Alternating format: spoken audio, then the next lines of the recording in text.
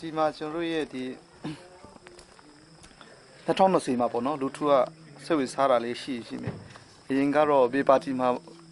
ပဲဖြစ်ပေါ့နော်ဟိုရွေးကောက်ပွဲမတိုင်ခင်မှာ statement ထုတ်လေးရှိရလေ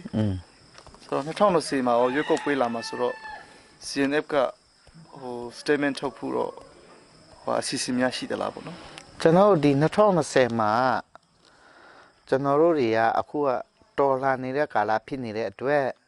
ဒီ2020တို့ဒီရွေးကောက်ပွဲတို့ဆိုတာကျွန်တော်တို့ချင်းပြည်နယ်မှာပေါ့ချင်းလင်းတွင်းမှာရှိတဲ့ချင်းနေပဲလေဘယ်ပါတီမဆိုချင်းမှာပဲအဲ့ဒါတွေကိုကျွန်တော်တို့မခွဲခြားပါဘူးလို့နော်သူကသူလောက်ပါစေအဲ့ဒါတွေကိုကျွန်တော်တို့ကဟိုဘက်ဒီဘက်ဆိုတာကျွန်တော်ဆက်အမှမရှိဘူး statement လည်းခုထိထုတ်ဖို့မစင်စားသေးဘူးဒါသူတို့လုံနေတဲ့ဟာတွေကျွန်တော်တို့ချင်းနေအားလုံးအမှသူပါတီရွေးကောက်ပွဲတွေမှာဖြစ်နေတဲ့အတွက် CNF က bad light တာတော့မရှိပါဘူးလို့နော်အဲ့ဒါရှင်းရှင်းလင်းလင်းပဲပြောပြရစေ